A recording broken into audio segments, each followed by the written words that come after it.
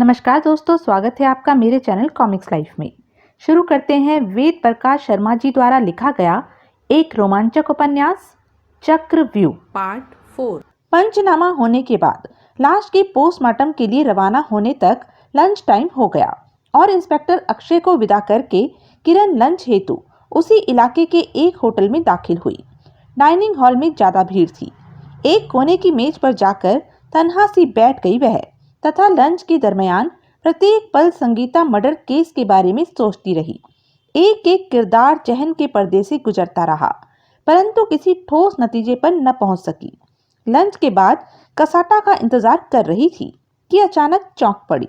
बल्कि अगर यह कहा जाए तो गलत न होगा कि इस तरह उछल पड़ी जैसे सैकड़ों बिच्छुओं ने यूनियन बनाकर डंक मारा हो और उसके उछल पड़ने का कारण था शेखर मल्होत्रा।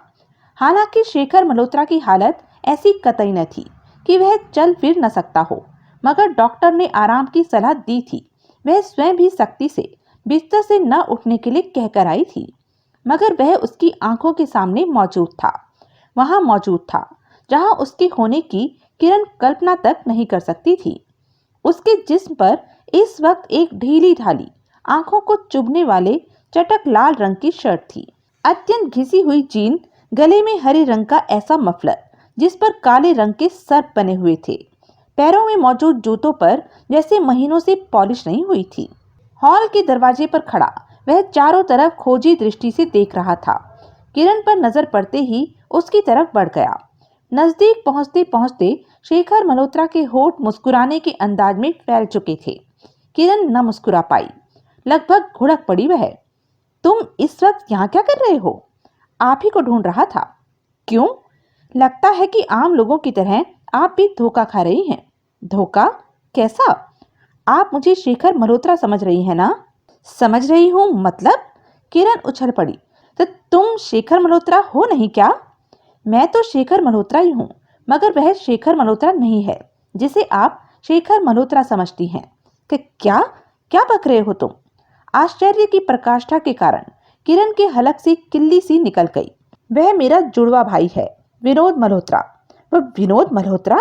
किरण की हैरानगी का कोई ठिकाना न था। जुड़वा भाई? जी हाँ। मगर ऐसा कैसे हो सकता है? किरण चीख सी पड़ी। असंभव, नामुमकिन। हालांकि तो उसका कोई भाई ही नहीं है, और अगर होता तब भी दोनों की शक्ल इस हद तक नहीं मिल सकती। जुड़वा भाइयों में भी कोई ना कोई फर्क जरूर होता है। कद काठी, चेहरा मोहरा, सब कुछ सेम टू सेम नहीं हो सकता। यही तो आश्चर्य की बात है किरण जी, हम दोनों सेम हैं, यहाँ तक कि आवाज भी मिलती है। बुरी तरह हैरान किरण ने कहा। लेकिन उसने तो नहीं बताया कि उसका कोई जुड़वा भाई है। वह भला क्यों बताने लगा? कथित शेखर मल्होत्रा रहस्यमय ढंग से मुस्कुराया। कि क्यों क्यों नहीं बताएगा? मेरे अस्तित्व तक को नकारता है वह। मगर क्यों? सस्पेंस की जाति के कारण किरण चीख पड़ी। आपकी इस छोटी क्यों के पीछे एक लंबी कहानी छुपी है किरण जी। इतनी लंबी कि मेरे पास उसे सुनाने का वक्त नहीं है। उसे घूरती हुई किरण गुर्राई। अगर तुम यह सोच रहे हो कि मैं इस बकवास पर यकीन कर रही हूँ तो तुम बड़े भुलावे में हो मिस्टर। क्या मतलब? जुड़वा की बात ही दूर, तुम शेखर मल्होत्रा के भाई हो नहीं सकते। पहली बात तो ये कि आप विनोद मल्होत्रा को बार बार शेखर मल्होत्रा कह रही हैं, और दूसरी ये कि अगर मैं उसका भाई नहीं हूं तो क्या आप बता सकती हैं कि मेरी शक्ल उससे इतनी ज्यादा क्यों मिलती है कि आप अभी तक मेरी शक्ल और उसके बीच फर्क नहीं ढूंढ पाई हैं? तुम्हारे कहने का मतलब यह है कि असली शेखर मल्होत्रा तुम हो और उसका नाम विनोद मल्होत्रा है, जिसे सब लोग और मैं भी आज तक शेखर मल्होत्रा समझती रही हूँ। जी हाँ, असलियत यही है। और तुम उसके जुड़वा भाई हो? निसंदेह। बैठो। किरण उसे बहुत ध्यान से देख रही थी। वह मेज के पार उसके सामने वाली कुर्सी पर बैठ गया। तभी वेटर कसाटा ले आया। किरण ने पूछा, कसाटा लोगे? नो थैंक्स, उसने सभ्य स्वर में कहा। किरण अपने अंतरिक्ष में मंडराते दिमाग को काबू में करने की भरपूर चेष्टा कर रही थी। निश्चय नहीं कर पा रही थी कि यह मुजरिम की कोई नई चाल है अथवा यह शख्स शेखर मल्होत्रा का भाई है। हकीकत पता लगाने के मकसद से उसने सवाल किया, कहाँ रहते हो तुम? इस शहर में नहीं रहता, कथित शेखर मल्होत्रा ने जवाब दिया। बल्कि अगर कहा जाए तो गलत ना होगा कि चाहकर भी उस शहर में नहीं रह सकता जिसमें विनोद रहता है। क्यों? कभी विनोद ऐसा चाहता था और आज मैं नहीं चाहता। पता नहीं तुम क्या कह रहे हो, मेरी समझ में कुछ नहीं आ रहा है। अगर मेरी और विनोद की कहानी की डेप्थ में जाएंगी तो निश्चित रूप से दिमाग चकरा कर रह जाएगा। अतः बेहतर यही होगा कि उसकी डेप्थ में घुसने की चेष्टा न करें और वह सुने जो कहने आया हूँ। क्या कहना चाहते हो? आप विनोद को बेगुनाह साबित करने के अपने मिशन से हाथ वापस खींच ले। वाक्य सुनते ही किरण संभल कर बैठ गई। बोली, क्यों? क्योंकि वह आपको बेवकूफ बनाकर अपना उल्लू सीधा कर रहा है। क्योंकि वह एक नंबर का धूर्त, चालाक, खतरनाक, लालची और क्रिमिनल है। क्योंकि वह आपकी दया और सहानुभूति का पात्र नहीं है। इसलिए नहीं क्योंकि उसने सचमुच संगीता की हत्या की है। गुलाब चंद का हत्यारा भी वही है। तुम अपने भाई के बारे में यह सब कह रहे हो? किसका भाई? कैसा भाई? नफरत से मुंह सिकोड़कर सच्चाई को मुझे इसलिए कबूल करनी पड़ती है क्योंकि दुर्भाग्य से हमने एक ही कोख से जन्म लिया था। इसके अलावा हम दोनों के बीच भाई तो भाई ऐसे संबंध भी नहीं है जैसे दो अजनबियों के बीच होते हैं। मैं उसके लिए कलंक हूँ और वह मेरे लिए। कभी वह मेरी शक्ल नहीं देखना चाहता था, आज मैं उसकी शक्ल नहीं देखना चाहता। उसकी हर चंद कोशिश यह है कि मुझे दुनिया से गारद कर दे और मेरा प्रयास भी यह है कि वह इस दुनिया से उठ जाए। और इसलिए मुझसे यह कहने आए हो कि मैं उसकी मदद न करूं? किरण ने व्यंग्यात्मक स्वर में कहा। उसने निसंकोच स्वीकारा। हाँ, चकित किरण ने कहा, यानी मैं जानते बूझते तुम्हारे कहने से उसकी मदद बंद कर दूं कि तुम उसे इस दुनिया से उठा देखना चाहते हो। कथित शेखर मल्होत्रा ने एक लंबी और गहरी सांस ली। बोला, इसका मतलब है कि अपनी लंबी कहानी के कुछ महत्वपूर्ण अंश मुझे सुनाने ही पड़ेंगे। अगर जरूरी समझते हो तो सुनाओ। सबसे पहली बात तो आप अपने दिमाग में यह बैठा ले कि मेरी जान विनोद मल्होत्रा की मुट्ठी में बंद है। कैसे? वह मेरे जीवन का ऐसा रहस्य जानता है जिसे मरने के बाद भी आम नहीं होने देना चाहूंगा, क्योंकि अगर वह रहस्य लोगों को पता लग गया तो लोग मेरी लाश तक पर थूकेंगे। दुनिया का कोई भी शख्स मुझे कंधा देने के लिए तैयार नहीं होगा और शायद गिद्ध भी मेरा मांस खाने से इनकार कर दे। ऐसा क्या रहस्य है? आप समझ सकती हैं कि उस रहस्य के बारे में मैं कुछ नहीं बता सकूंगा। क्यों? अगर बता सकता, अगर मुझे गवारा होता कि वह रहस्य किसी को पता लगे तो विनोद से इतना डरने की जरूरत ही क्या थी? उसके जुल्म क्यों सहता मैं? कैसे जुल्मों की बात कर रहे हो तुम? अपनी बूढ़ी माँ के हम दो बेटे थे, विनोद और मैं। विनोद शुरू से गुंडागर्दी और आवारागर्दी किया करता था। चोरी, गृहकटी और राहजनी उसके पेशे थे। शराब, जुआ और अय्याशी उसके शौक। माँ उससे परेशान थी। मैं आगरा के कॉलेज में पढ़ा करता था। तो तुम आगरा के कॉलेज में तुम पढ़ते थे? इसका मतलब विनोद ने आपसे यह कहा होगा कि पढ़ता वह था। हाँ, तब तो उसने यह भी बताया होगा कि उसके दिल में संगीता के लिए उसी दिन से मौन प्यार पल रहा था जिस दिन संगीता ने कॉलेज में एडमिशन लिया। हाँ, यह सब उसने बताया है। इसका मतलब उसने कहानी तो सच्ची सुनाई है, थोड़ी उलट पलट करके। फीकी मुस्कान के साथ कथित शेखर मल्होत्रा ने कहा, अब आप इस कहानी को संक्षेप में यूं समझ सकती हैं कि संगीता के साथ कॉलेज में मैं पढ़ता था।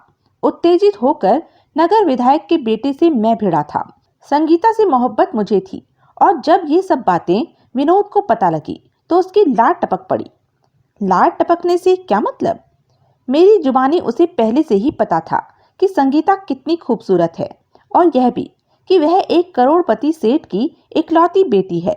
जब मैंने बताया कि आज मैं संगीता के लिए नगर विधायक के बेटे से भिड़ गया तो उसके दिमाग में तुरंत यह स्कीम कौंध गई कि वह शेखर मल्होत्रा बनकर न केवल खूबसूरत संगीता को हासिल कर सकता है बल्कि करोड़ों की संपत्ति का मालिक भी बन सकता है। अतः उसने तुरंत घोषणा कर दी कि कल से मेरी जगह कॉलेज वह जाएगा। मैं सकपका गया, मगर उसकी मुट्ठी में मेरा रहस्य था। उसने धमकी दी कि अगर मैंने वह नहीं किया जो वह चाहता है तो मेरे रहस्य को आम कर देगा। मेरे छक्के छूट गए। तब उसने बताया कि 4 दिन पहले उसने एक पेट्रोल पंप लूटा है। हालांकि किसी को भनक तक नहीं है कि लुटेरा वह है, मगर मुझे खुद को विनोद मल्होत्रा के रूप में पुलिस के समक्ष प्रस्तुत कर देना है। पुलिस मुझे 1-2 साल के लिए जेल भेज देगी।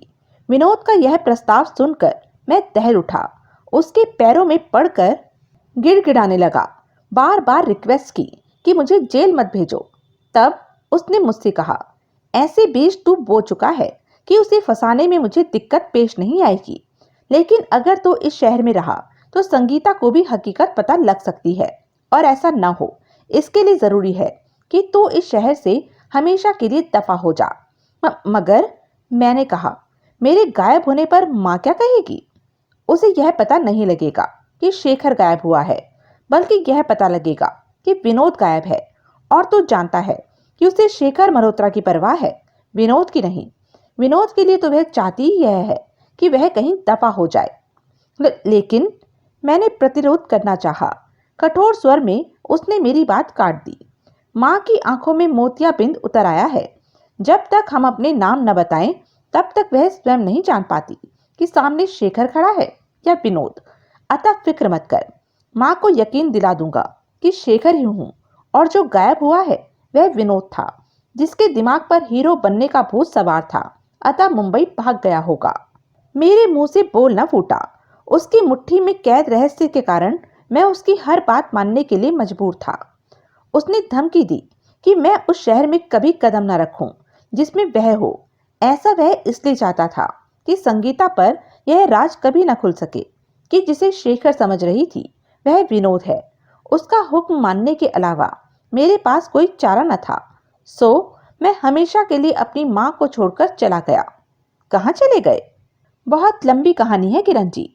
जाने कहाँ कहाँ धक्के खाए हैं मैंने, मगर उन धक्कों के बारे में जानने से आपको कोई लाभ नहीं होगा। आपको लाभ होगा शेखर मल्होत्रा बने विनोद मल्होत्रा की कहानी जानने से। और वह कहानी ये है कि अगले दिन विनोद, मैं अर्थात शेखर बनकर कॉलेज गया। वहां नगर विधायक के बेटे और उसके चमचों ने जमकर उसकी ठुकाई की। यह ठुकाई ही थी जिसकी वजह से संगीता मेरे भुलावे में उसकी गोद में जा गिरी। विनोद ने उस दिन जो खुद को शेखर के रूप में स्थापित किया तो आज तक किए हुए है, और असली शेखर मल्होत्रा यानी मैं दर दर की ठोकरें खा रहा हूँ। किरण का दिमाग चक्कर घिन्नी की तरह घूम कर रह गया था। उसके हुक्म के एक हफ्ते बाद तक मैं आगरे में ही रहा था। यह अलग बात है कि खुद तो प्रकट नहीं किया, कर भी नहीं सकता था।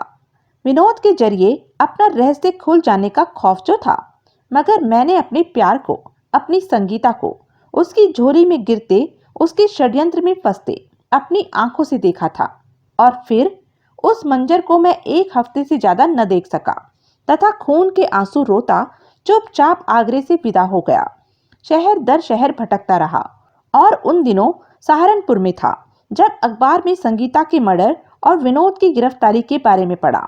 मुझे बेहद खुशी हुई। यह सोचकर झूम उठा कि विनोद की शैतानियत का प्याला भर चुका है और अब उसे सजा हो जाएगी। सजा के साथ ही दफन हो जाएगा वह रहस्य जिसकी वजह से मुझे वनवास भोगना पड़ रहा है। सारा मामला क्या है और शेखर बने विनोद को संगीता की हत्या के जुर्म में क्या सजा होगी, यह सब जानने की उत्सुकता मुझे इस शहर में तो नहीं, परंतु इस शहर से केवल 20 किलोमीटर दूर एक छोटे कस्बे तक जरूर ले आई। गुप्त रूप से और किराए के आदमियों द्वारा मैंने उस पर चल रहे मुकदमे की पूर्ण जानकारी रखी है। क्या किराए के आदमी तुम्हें और उसे देखकर चकराते नहीं हैं, जिसका नाम तुम्हारे मुताबिक विनोद मल्होत्रा है? किराए के आदमियों ने कभी मेरी शक्ल नहीं देखी। मैं उनके सामने चेहरे पर नकाब डालकर आता हूँ। ओह, कल सुबह तक मैं बेहद खुश था। जिस तरह सबको यकीन था कि विनोद शेखर को फांसी से कम सजा न होगी, उसी तरह मुझे भी यकीन था, और मैं खुशी खुशी उस शुभ दिन की प्रतीक्षा कर रहा था जिस दिन विनोद के साथ मेरा रहस्य हमेशा के लिए दफन हो जाएगा। परंतु आज सुबह उस वक्त इस शहर में स्थित मेरे आदमी ने फोन पर सूचना दी कि आप उसे बेगुनाह साबित करने निकल पड़ी हैं, और इतना सुनते ही मेरे हाथों के तोते उड़ गए। आपसे रिक्वेस्ट करने दौड़ा चला आया कि प्लीज आप उसे बेगुनाह साबित करने के फेर में न पड़ें। अगर वह बेगुनाह है तो मुझे उसे बेगुनाह साबित क्यों नहीं करना चाहिए? वह बेगुनाह नहीं है किरण जी, संगीता का हत्यारा वही है। तुम कैसे कह सकते हो? मेरे पास सबूत है। कैसा सबूत? एक वीडियो फिल्म, ऐसी वीडियो फिल्म जिसे देखने के बाद आपको इस बात में कोई संदेह नहीं रह जाएगा कि हत्यारा वही है। फिल्म में वह स्पष्ट रूप से हत्या करता हुआ नौकरों द्वारा पकड़ा जाता दिखता है। चकित किरण ने पूछा, अगर कोई ऐसी फिल्म है तो तुमने उसे कोर्ट में पेश क्यों नहीं किया? जरूरत ही नहीं पड़ी। और और उसे कोर्ट में पेश करने वाले के सामने बहुत सी अड़चनें आएंगी। जैसे यह पूछा जाएगा कि फिल्म कैसे तैयार हुई और पेश करने वाले के पास कहां से आई। क्या तुम इन सवालों का जवाब नहीं दे सकते? नहीं। क्यों? पहली बात ये कि इन सवालों के मेरे पास जवाब है ही नहीं जिनसे कोर्ट संतुष्ट हो सके। दूसरी ये कि कम से कम मैं तो तब तक खुलकर सामने आ ही नहीं सकता जब तक कि विनोद इस दुनिया में है। ऐसा क्यों? जब तक संगीता जीवित थी तब तक विनोद ने कभी नहीं चाहा कि मैं उसकी परछाई के आसपास नजर आऊं। मेरी याद तक नहीं आई उसे। और फिर तब जबकि संगीता की हत्या के जुर्म में एक बार पकड़ा जाने के बाद जमानत पर छूटा, उसने जोर शोर से मेरी खोज शुरू कराई। उसकी मंशा संगीता की हत्या के जुर्म में अपनी जगह मुझे फांसी पर चढ़वा देने की थी। मैं घबरा गया। घबराकर खुद को और ज्यादा छिपा लिया मैंने। आज तक छुपाए हुए हूँ। अगर आज भी वह मेरे सामने आ जाए और मेरे रहस्य को खोलने की धमकी देकर कहे कि मुझे उसके स्थान पर फांसी के फंदे पर झूलना है, तो यह सच है किरण जी कि मेरे सामने उसका हुक्म मान लेने के अलावा कोई रास्ता ना बचेगा। इसीलिए उसके जीते जी मैं खुद को प्रकट नहीं कर सकता। मगर मेरे सामने तो तुमने खुद को प्रकट कर दिया है, मजबूर होकर, इस उम्मीद के साथ कि हकीकत जान लेने के बाद आप उसकी कोई मदद नहीं करेंगी और ना ही मुझसे हुई मुलाकात का जिक्र करेंगी। मजबूरी यह थी कि मेरे आदमियों ने सूचना दी कि अगर मैंने आपको विश्वास न दिला दिया कि हत्यारा विनोद ही है तो आप उसे बेगुनाह साबित कर देंगी। इस शहर में घुसने की हिम्मत इसलिए पड़ गई क्योंकि मेरे आदमियों की सूचना के मुताबिक विनोद जख्मी हालत में अपनी कोठी पर पड़ा है। तुम्हें कैसे पता लगा कि मैं इस वक्त यहाँ हूँ? मेरे आदमियों ने बताया। इसका मतलब वे मुझ पर नजर रखे हुए थे? जी हाँ। किरण को इल्म हुआ कि उसका यह एहसास कितना सही था कि कुछ रहस्य में आंखें हर पल उसे घूर रही थी। कुछ देर तक कथित शेखर मल्होत्रा को घूरती रहने के बाद वह बोली, वीडियो फिल्म का क्या चक्कर है? मैं नहीं जानता कि वह किसने, कब, कैसे और क्यों तैयार की। बस इतना जानता हूँ कि कैसेट मैंने सैकड़ों बार देखी है और उसे देखने के बाद इस बारे में आपको कोई शक नहीं रह जाएगा कि हत्यारा विनोद ही है। तुम पर कहां से आई? जिन दिनों विनोद जमानत पर था उन दिनों मैं इस मकसद के साथ उस पर बराबर नजर रखे हुए था कि अगर वह अपने बचाव का कोई प्रपंच रचे तो मैं उसे नाकाम कर दूं। ऐसी ही एक रात में मैं उस कोठी के पिछवाड़े टहल रहा था कि एक रहस्य में नकाबपोश ने झाड़ियों में खींच लिया। अभी कुछ समझ भी नहीं पाया था कि सिर के पिछले हिस्से पर उसने रिवॉल्वर के दस्ते का वार किया। मैं बेहोश हो गया। होश आया तो खुद को एक ऐसे कमरे में पाया जहां वीसीआर की मदद से टीवी पर एक फिल्म चल रही थी। यह फिल्म संगीता के मर्डर की थी। फिल्म के खत्म होते ही टीवी और वीसीआर ऑफ हो गए तथा कमरे की लाइट ऑन होते ही मैंने सामने खड़े नकाबपोश को देखा। जो बातें उसने की उनका लब्बो लुबाब यह निकला कि वह मुझे विनोद शेखर समझ रहा था तथा ब्लैकमेल करता हुआ फिल्म के 50,000 रुपए मांग रहा था। मेरे पास 50,000 नहीं थे, किंतु दिमाग में यह बात समा चुकी थी कि अगर इस फिल्म को कब्जा लूं तो विनोद चाहे जैसा प्रपंच रच ले मगर मैं उसे फांसी से कम सजा नहीं होने दूंगा। और तब मैंने ब्लैकमेलर को इसी भुलावे में रखा कि मैं वही हूं जो वह सोच रहा है तथा मौका लगते ही उससे भिड़ गया। मेरी उसकी उठापटक के परिणाम स्वरूप वह बेहोश हो गया और कैसेट कब जाए मैं सिर पर पैर रखकर भागा। इस वक्त कैसेट कहाँ है? किरण ने सीधा सवाल किया। मेरी जेब में मौजूद है। लाओ। सॉरी किरण जी, वह मानो गिड़गिड़ाया। कैसेट में आपको दे नहीं सकता। हाँ, दिखा सकता हूँ। यहाँ कैसे दिखाओगे? आप यहाँ करीब 1.5 घंटे से बैठी हैं। लंच लिया है आपने? जबकि फोन द्वारा मुझे आपके इस होटल में दाखिल होते ही सूचना मिल गई थी। मैंने तुरंत अपने आदमी को एक कमरा लेने का आदेश भी दे दिया था। शायद आप जानती होंगी कि इस होटल के प्रत्येक कमरे में कलर टीवी मौजूद है तथा पोर्टेबल वीसीपी कमरा लेने के बाद मेरे आदमी ने वहां पहुंचा दिया है। किरण ने गहरी नजरों से घूरते हुए कहा, पूरी तैयारियां हैं। मालूम था कि मेरी बातों पर आप तब तक यकीन नहीं करेंगी जब तक कैसेट नहीं देख लेंगी, और मैं आपको कैसेट दे नहीं सकता तथा न ही आपको वहां ले जा सकता हूं जहां रहता हूं। तब मैंने सोचा कि सबसे इजी यही रहेगा कि एक दिन का किराया देकर इसी होटल का कोई कमरा इस्तेमाल कर लिया जाए। किस नंबर का कमरा मिला है तुम्हें? कथित शेखर मल्होत्रा ने जेब से चाबी निकाली और होटल के की रिंग पर लिखा नंबर पढ़ा, 462। यह कमरा मेरे यहाँ बैठे बैठे किराए पर लिया गया है? जी हाँ। किरण असमंजस में पड़ गई। निश्चय न कर पा रही थी कि कथित शेखर मल्होत्रा जो कह रहा है वह सच है अथवा मुजरिम ने यह खूबसूरत चाल उसे भ्रमित करने या भुलावे में डालने के लिए चली है। क्या उसे इस व्यक्ति के साथ कमरा नंबर 462 में जाना चाहिए? कहीं यह षड्यंत्र तो नहीं है? अगर षड्यंत्र है तो सामने बैठा शख्स कहां से आ गया? इसकी शक्ल शेखर मल्होत्रा से हूबहू क्यों और कैसे मिलती है?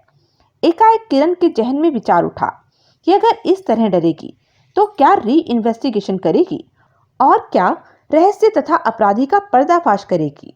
हौसला रखकर उसे दिलेरी से काम लेना चाहिए। एक झटके से कहा उसने, चलो। किरण ने महसूस किया कि उसके मुंह से हल्की हल्की कराह निकल रही थी। सिर के पिछले हिस्से में अभी तक तीव्र पीड़ा थी। समझ गई कि चेतना लौट रही है। कोशिश के बावजूद नेत्र न खोल सकी। दिमाग की नसों ने ठीक से काम करना शुरू किया ही था कि कानों में आवाज पड़ी, और अब आप मुझे मेरा बेटा लौटा दीजिए ना। खामोश। किसी गुर्राहटदार आवाज के मालिक ने जोर से चीख कर पहले बोलने वाले का वाक्य काटा और फिर गुर्राता हुआ बोला, यहाँ तुम मेरा नाम नहीं लोगे, सिर्फ बॉस कहोगे मुझे। सॉरी। यह आवाज शेखर मल्होत्रा की थी, डरा हुआ और गिड़गिड़ाता सा। मैं यह कह रहा था कि मैंने आपका काम कर दिया, ठीक उसी तरह जैसे आपने मुझे बताया था। मैंने इसे वही कहानी सुनाई जो आपने कही थी, और उसके परिणाम स्वरूप यह आपके कब्जे में है। अब मुझे मेरा बेटा लौटा दीजिए ताकि उसे लेकर बड़ौदा लौट जाऊं। अभी नहीं गिरधारी लाल। गुर्राहटदार आवाज गूंजी। अभी तो तुमसे बहुत काम लेने हैं। तुम्हारी शक्ल और आवाज बड़ी जालिम है। हमारे बहुत काम की है ये। तुम्हारी मदद से शेखर मल्होत्रा और उसके शुभ चिंतकों को ऐसे खेल दिखा सकते हैं कि वे बेचारे समझ तक नहीं पाएंगे कि कहाँ क्या और क्यों हो रहा है।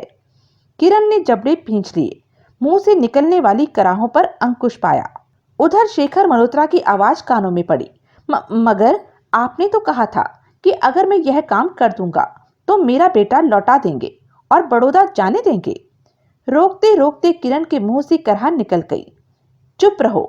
गुर्राहटदार आवाज गूंजी। इसे होश आ रहा है शायद।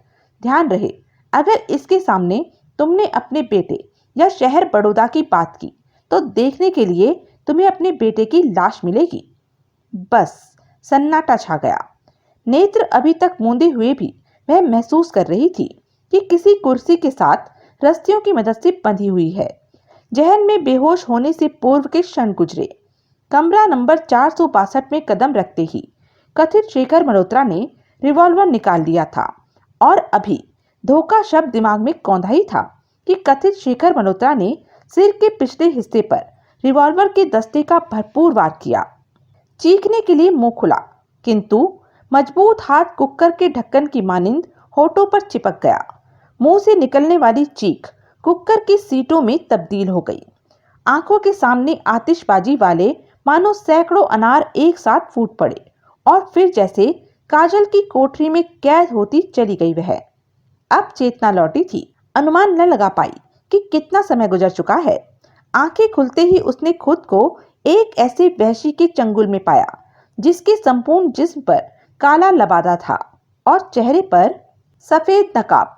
किरण ने दाईं तरफ करीब 2 मीटर दूर खड़े शख्स को देखा।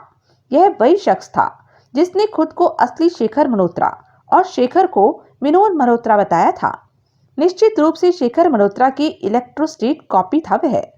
नाम गिरधारी लाल, रहने वाला बड़ौदा का, और उसका बेटा शायद नकाबपोश के चंगुल में है। ये तीनों बातें किरण समझ चुकी थी। हैरानी तो इस बात पर कि ऐसे दो व्यक्तियों की शक्ल ही नहीं बल्कि आवाज तक कैसे मिलती है, जिनका आपस में कोई संबंध नहीं है। अपने चारों तरफ की भौगोलिक स्थिति देखते ही किरण समझ गई कि इस वक्त वह किसी पहाड़ी इलाके में पहाड़ पर बने कॉटेज में है। चारों तरफ लकड़ी की दीवारें थी। बंद दरवाजों और खिड़कियों में पारदर्शी शीशे लगे थे। शीशों के बाहर नजर आ रहे थे सन्नाटे में डूबे ऊंचे ऊंचे पर्वत। विभिन्न दीवारों के सहारे 8 नकाबपोश खड़े थे। उनके चेहरों पर चढ़े नकाबों का रंग काला था। स्वयं वह एक कुर्सी के साथ मजबूती से बंधी हुई थी। सफेद नकाबपोश उसकी आंखों में झांकता हुआ मजेदार स्वर में बोला, क्यों, यह जानने की कोशिश कर रहे हो ना कि इस वक्त तुम कहाँ हो? उसकी आंखों में झांकती किरण ने पूछा, कौन हो तुम? वाह, उसने खिल्ली उड़ाने वाले अंदाज में कहा, यानी कि मैं खुद बता दूं? अरे अगर बताना ही होता बेवकूफ लड़की, तो चेहरे पर भला नकाब क्यों पहनता? और हाँ, तुम मुझे मेरी आंखों से पहचानने की कोशिश कर रही हो। लो देखो, जितने ध्यान से देखना चाहो और पहचान कर सकती हो तो पहचानो। किरण सकपका गई। इस व्यक्ति की कॉन्फिडेंस पर आश्चर्य हुआ उसे। जो कह रहा था उसका सीधा साधा मतलब ये था कि वह जानता था कि किरण आंखें देखकर उसे पहचान नहीं सकती। भरे पूरे रंग की आंखों को घूरती हुई वह बोली, अपनी आंखों में शायद तुमने कॉन्टैक्ट लेंस लगा रखे हैं। समझदार हो, वह कह उठा। तुम वाकई समझदार हो छोकरी, और बात सही भी है। अगर समझदार न होती तो तुम्हें पकड़कर यहाँ लाने की जरूरत क्यों पड़ती?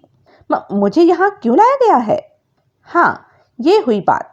ये हुआ वह सवाल जिसका जवाब देने में हमें खुद दिलचस्पी। वाक्य अधूरा रह गया। कॉटेज के बाहर कहीं ऐसी आवाज गूंजी जैसे कोई बच्चा चीखा हो, और चीख की आवाज क्रमशः दूर होती हुई वातावरण में लुप्त हो गई। सभी चौंके थे। गिरधारी लाल चीखा, ये तो मेरे अंकुर की आवाज थी। खामोश, नकाबपोश दहाड़ा। गिरधारी लाल सहम गया। तभी सफेद नकाबपोश तेजी से पलटकर एक काले नकाबपोश से बोला, अबे तू किस तरह बांध कर आया था उसे? जल्दी देख क्या हुआ है। हुक्म मिलते ही काले नकाबपोश ने कॉटेज से बाहर जंप लगा दी। ममता का मारा गिरधारी भी उसके पीछे झपटा था कि पकड़ो इसको। सफेद नकाबपोश दहाड़ा। 2 काले नकाबपोशों ने गोरिल्लों की तरह झपट कर उसे दबोच लिया। सफेद नकाबपोश गुर्राया। उत्तेजित अंदाज में गिरधारी लाल गिड़गिड़ा उठा, मुझे देखने दो बॉस कि मेरे अंकुर को क्या हुआ। मैं भागूंगा नहीं। वादा करता हूं कि वही करूंगा जो तुम। बको मत। सफेद नकाबपोश ने पुनः दहाड़कर उसे चुप कर दिया और फिर गुर्राया, जुबान बहुत चलती है तेरी। इस जुबान का इलाज किए बिना काम नहीं चलेगा। इस बार गिरधारी कुछ बोला नहीं। दोनों नकाबपोशों की गिरफ्त में कैद कसमसाकर रह गया। कुर्सी के साथ बंधी किरण सारे ड्रामे को हैरत के साथ देख रही थी। इतना तो समझ चुकी थी कि चीख उसी बच्चे की थी जिसे अपने चंगुल में करके ये लोग गिरधारी लाल को इस्तेमाल कर रहे थे। कॉटेज के हॉल नुमा कमरे में सन्नाटा छा गया। धड़कते दिल से सभी उस नकाबपोश के लौटने का इंतजार कर रहे थे जो बच्चे की खैर खबर और उसके चीखने का सबब जानने बाहर गया था। धीरे धीरे तनावपूर्ण क्षण गुजर गए। उस वक्त सफेद नकाबपोश किसी अन्य को बाहर जाने का हुक्म देने ही वाला था कि नकाबपोश बुरी तरह हड़बड़ाया हुआ कॉटेज में दाखिल होता हुआ चीखा, गजब हो गया बॉस, वो लड़का। क्या हुआ अंकुर को? सफेद नकाबपोश से पहले गिरधारी लाल चीख पड़ा। काला नकाबपोश तक पकाकर चुप रह गया। अबे बोलता क्यों नहीं मुर्गी के? सफेद नकाबपोश दहाड़ा। कहाँ गया लड़का? वह नहीं है बॉस। तो कहाँ गया? मुझे तो लगता है कि ढलान पर से लुढ़क कर नदी में जा गिरा है। गिरधारी लाल को मानो लकवा मार गया। क्या बक रहा है? सफेद नकाबपोश दहाड़ा। तुझे कैसे मालूम कि वह नदी में गिर गया? ढलान पर उसका एक जूता पड़ा है बॉस। सफेद नकाबपोश की मानो सिट्टी पिट्टी गुम हो गई। उस एक पल के लिए कॉटेज में मौत का सन्नाटा व्याप्त हो गया था और फिर वह चीखा, तूने उसे बांधा किस तरह था? जो खुलकर ढलान पर पहुंच। हरामजादे, कुत्ते! सिंह की तरह दहाड़ने के साथ गिरधारी ने इतनी जोर से झटका दिया कि उसे अपनी गिरफ्त में लिए नकाबपोश दाएं बाएं जा गिरे। गिरधारी लाल का चेहरा लोहार की भट्टी की मानिंद दहक रहा था और अभी कोई कुछ समझ भी नहीं पाया था कि चीते की तरह झपटा। पलक झपकते ही दोनों हाथों से सफेद नकाबपोश का गिरेबान पकड़ लिया उसने और पूरी तरह झंझोरता हुआ गरजा, तूने मेरे बेटे को मार डाला, मैं तुझे जिंदा नहीं छोड़ूंगा, कच्चा चबा जाऊंगा तुझे। बौखलाए हुए नकाबपोश ने पैंट की जेब से रिवॉल्वर निकाला, मगर गिरधारी लाल को यह सब देखने का होश कहाँ था। उसे तो इस खबर ने मानो पूर्ण पागल कर दिया कि उसका बेटा नदी में गिर गया है। दोनों हाथों से सफेद नकाबपोश को झंझोरता हुआ वह चीखा, मैं तुझे जानता हूँ, सारी दुनिया को बता दूंगा कि तू कौन है। सफेद नकाबपोश ने फड़ाक से अपने सिर की टक्कर उसके सिर पर मारी। गिरधारी लाल के हलक से चीख निकल गई। अभी समझ भी नहीं पाया था कि नकाबपोश ने हवा में उछलकर उसकी छाती पर फ्लाइंग किक रसीद की। इस बार की चीख के साथ गिरधारी लाल किरण की कुर्सी के पीछे जा गिरा। अब किरण उसे देख नहीं सकती थी क्योंकि गर्दन घुमाने की पोजीशन में नहीं थी वह, परंतु सफेद नकाबपोश अभी भी उसकी आंखों की रेंज में था। हाथ में दबे रिवॉल्वर को किरण की कुर्सी के पीछे ताने दहाड़ रहा था। अगर तूने अपने नापाक मुंह से मेरा नाम निकालने की कोशिश की तो उसी वक्त ढेर कर दूंगा। कुर्सी के पीछे से वह चीखा, मुझे मरने की चिंता नहीं है कमीने, तो तू? खामोश खामोश खामोश! गगनभेदी गर्जना के साथ नकाबपोश ने 3 बार ट्रिगर दबाया। प्रत्येक खामोश के साथ एक धमाका गूंजा, साथ ही गूंजी गिरधारी लाल की चीखें। तीनों गोलियां मानो उसके शरीर पर लगी थी। संपूर्ण चेहरा लहूलुहान हो गया और हलाल होते बकरे की तरह डकारता हुआ लहराकर कॉटेज के फर्श पर गिरा। गिरने से पहले ही उसकी चीखों ने दम तोड़ दिया था। हालांकि किरण उसके चेहरे को लहू से रंगते मछली की मानिंद तड़प कर गिरते न देख पाई थी, परंतु अच्छी तरह जानती थी कि चेयर के पीछे क्या हुआ है, और वह एहसास इतना खौफनाक था कि जिस्म का रोया रोया खड़ा हो गया। सफेद नकाबपोश के हाथ में दबे रिवॉल्वर से धुएं की लकीर अभी भी निकल रही थी। रोंगटे सभी के खड़े हो गए। हरामजादे, नमक हराम! सफेद नकाबपोश के मुंह से गालियों का सैलाब उमड़ पड़ा। अबे, अगर पिल्ला मर भी गया था तो ये बात तुझे उसके बाप के सामने कहने की क्या जरूरत थी? ये साला मेरा नाम लेने वाला था। मजबूर होकर मुझे इसका खेल खत्म करना पड़ा, वरना तो बड़े काम का आदमी था ये। इसके जरिए मैं ऐसे ऐसे खेल दिखाता कि उफ, जी तो चाहता है कि तुझे भी गोली से उड़ा दूं भूतनी के। मगर मैं पता कहाँ रहा था बॉस? काला नकाबपोश बोला। वो तो आप ही ने मजबूर करके मुझसे पूछा। जुबान को लगाम दे चोटी के, वरना सचमुच तेरा भेजा उड़ा दूंगा। इस बार काला नकाबपोश कुछ न बोला। कॉटेज में सन्नाटा छाया रहा।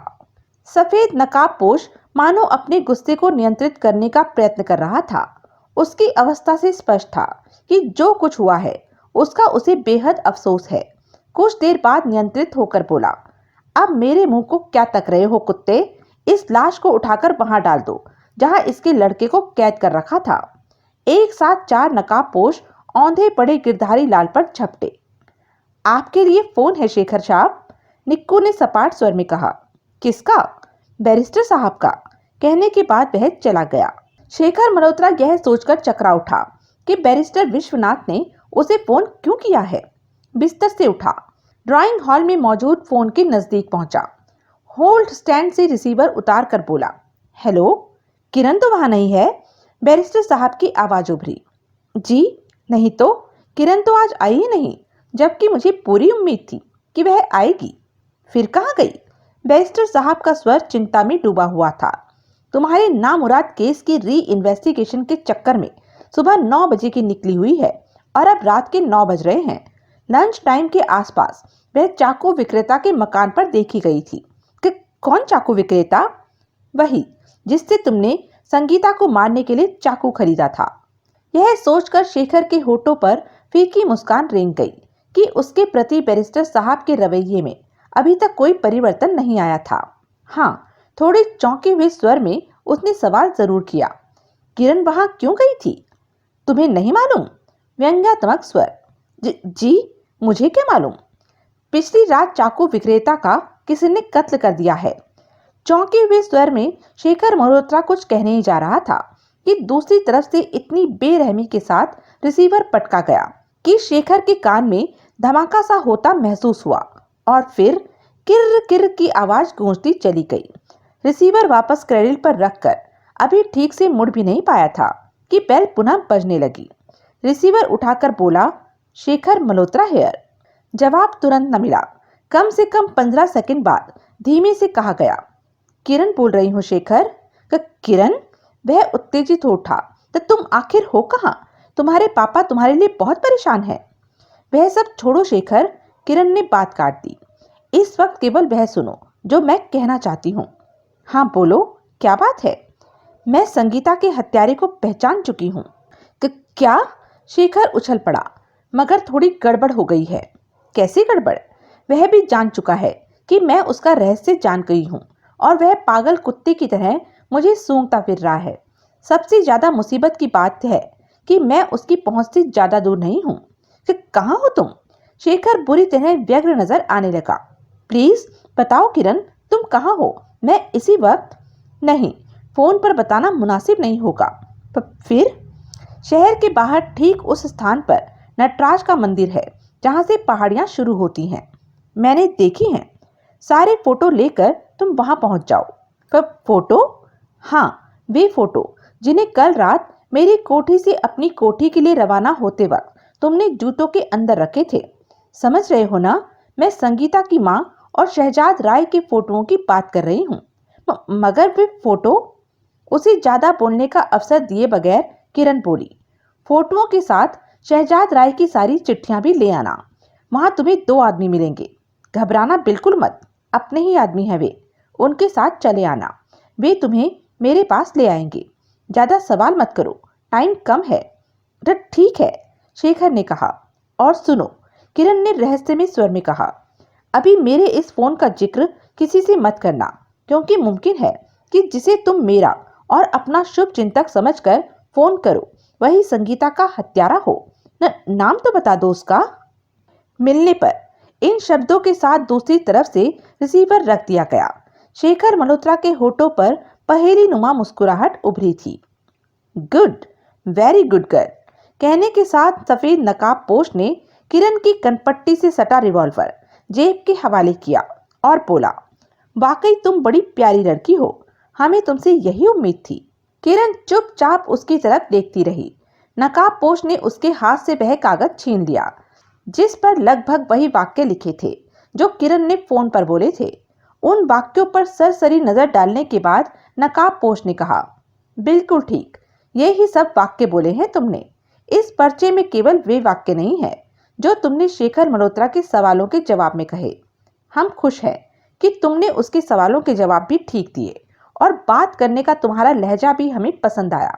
शेखर मल्होत्रा 7 जन्म लेने के बावजूद नहीं समझ सकता कि फोन पर तुम नहीं, तुम्हारी कनपट्टी पर रखा रिवॉल्वर बोल रहा था। मगर मैं अभी तक नहीं समझ पाई कि तुम आखिर चाहते क्या हो। लो, अभी तक इतना नहीं समझ पाई तुम?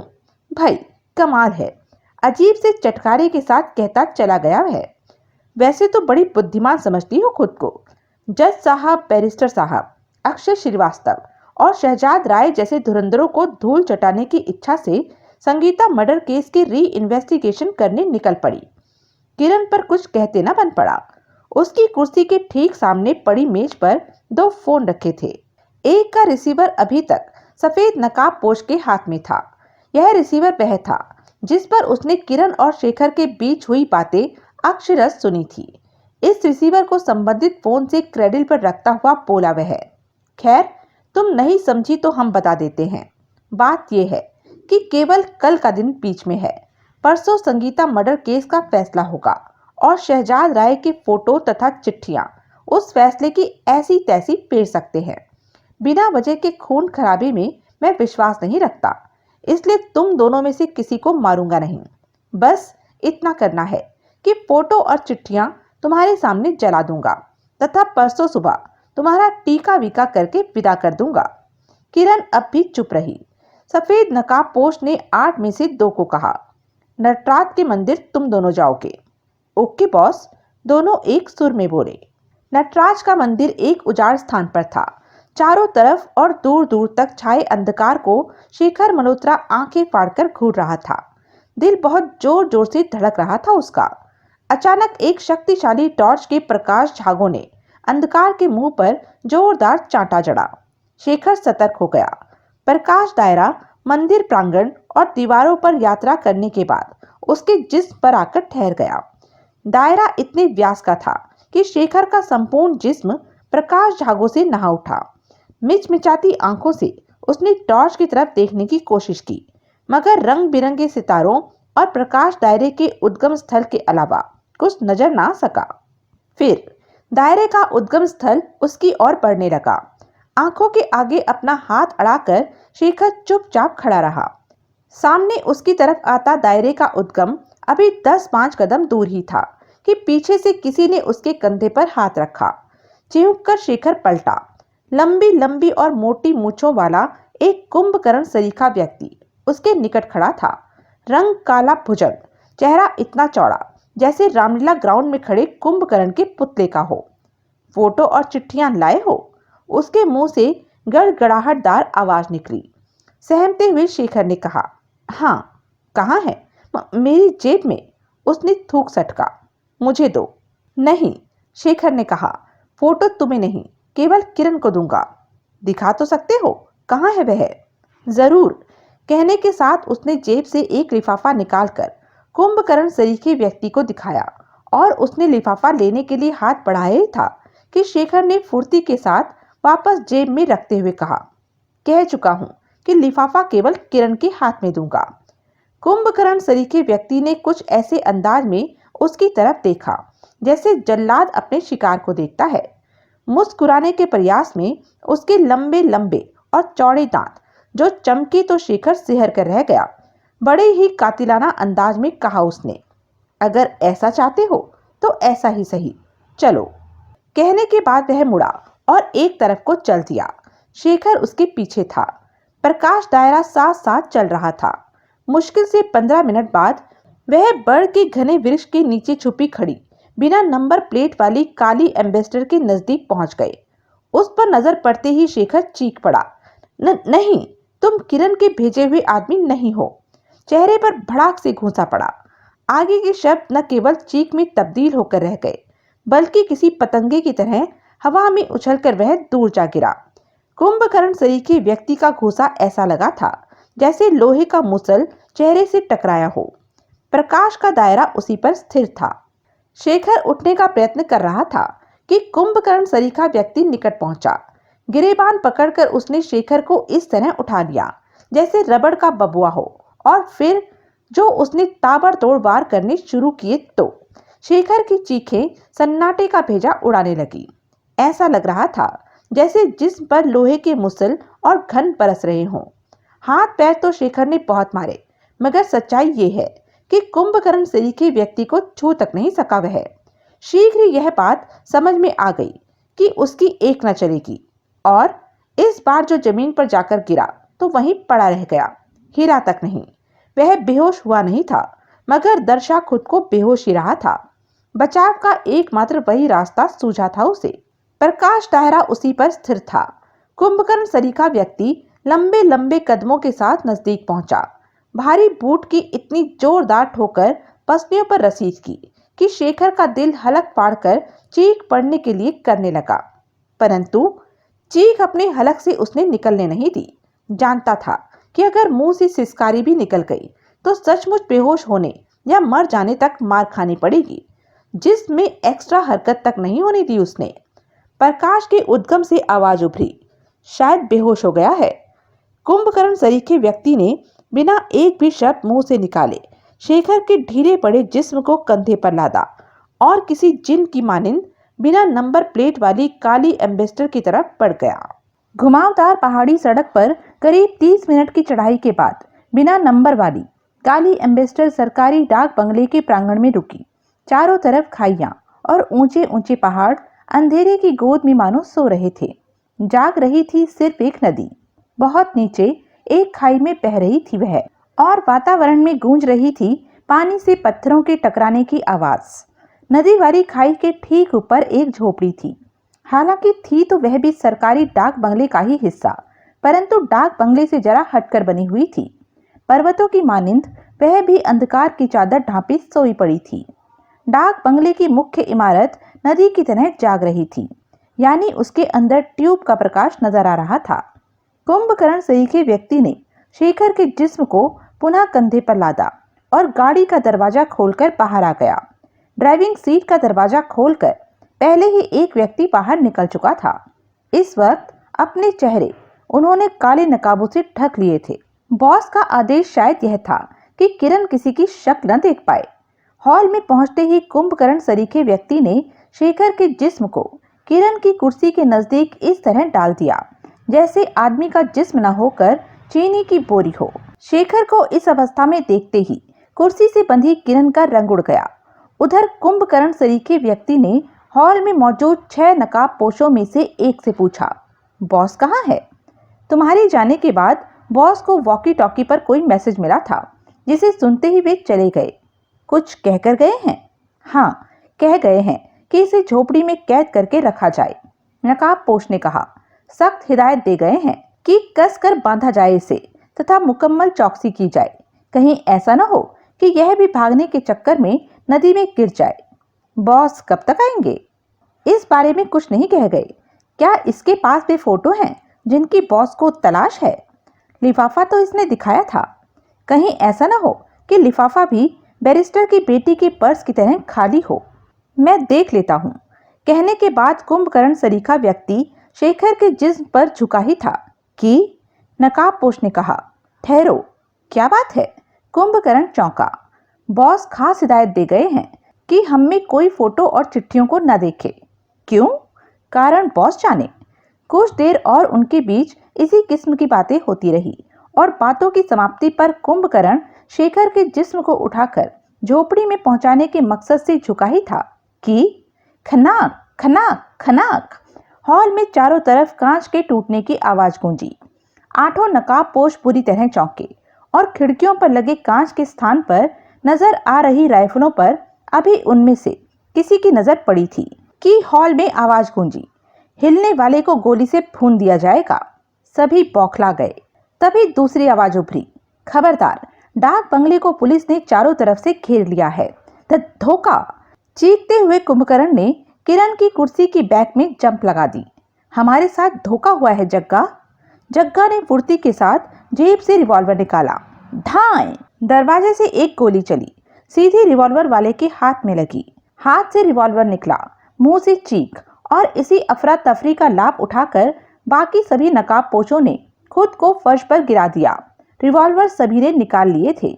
मोर्चा लेने की कोशिश मत करो, खतरनाक चेतावनी गूंजी। तुम लोग इस तरह गिर चुके हो कि बचकर एक भी नहीं निकल सकेगा। हथियार फेंक कर हाथ ऊपर उठा लो। पुलिस साली यहाँ कैसे पहुंच गई?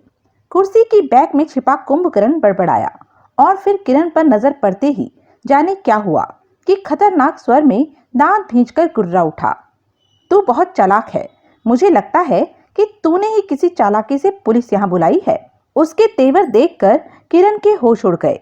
पलक झपकते ही कुंभकर्ण ने जेब से रिवॉल्वर निकाला और उसकी नाल किरण की कनपट्टी पर रखकर गुर्राया। हमारा भले ही चाहे जो अंजाम हो, मगर तेरी मौत शायद मेरे ही हाथों से लिखी थी। किरण बंधी हुई थी, कुछ भी तो नहीं कर सकती थी वह। लगा कि वह मरने वाली है। ट्रिगर पर बढ़ता कुंभकर्ण की मोटी उंगली का दबाव वह साफ देख रही थी। नहीं। कर्णभेदी दहाड़ के साथ शेखर ने अपने दोनों पैर किरण की कुर्सी में मारे। धाएं। कुंभकर्ण के रिवॉल्वर से निकली जिस गोली को किरण का भेजा उड़ा देना चाहिए था, वह हवा में सनसनाती हुई लकड़ी की दीवार में जा धंसी, क्योंकि शेखर के दोनों पैरों की ठोकर ने कुर्सी को किरण सहित फर्श पर गिरा दिया था। उधर किरण के हलक से चीख निकली, इधर वातावरण गोलियों की आवाज से थर्रा उठा। नकाबपोशों द्वारा समर्पण न किए जाने के परिणाम स्वरूप चारों तरफ से गोलियां बरसने लगी थी। नकाबपोश भी फायरिंग कर रहे थे। शेखर उछल कर खड़ा हो गया। कमीने, तू नाटक कर रहा था? रिवॉल्वर ताने कुंभकर्ण दहाड़ा। इसका मतलब ये हुआ कि सारी चाल तेरी है, अपने साथ पुलिस तू लाया था, ले इनाम, धाएं। गुस्से की जाति के कारण पागल से हुए कुंभकर्ण ने एक गोली चलाई और उस गोली को शेखर मल्होत्रा के जिस्म में घुसने से रोकने वाला कोई न था। हाँ, औंधी पड़ी कुर्सी के साथ बंधी किरण ने एक मुकम्मल दृश्य देखा था।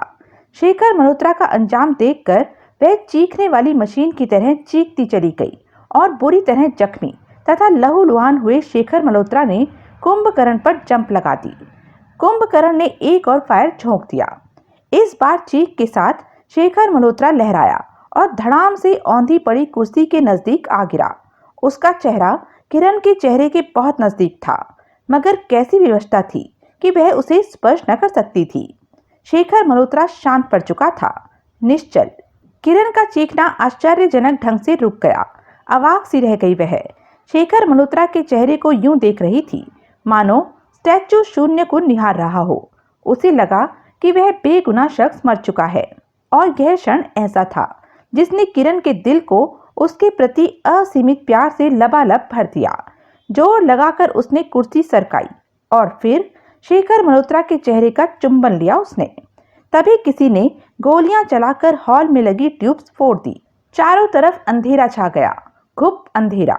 वही क्षण था जब फायरिंग की आवाज के बीच कुंभकर्ण नुमा शख्स की डकारें गूंजी और किरण ने महसूस किया कि एक एक अत्यंत भारी जिस्म कुर्सी के पाए से उलझकर फर्श पर जा गिरा।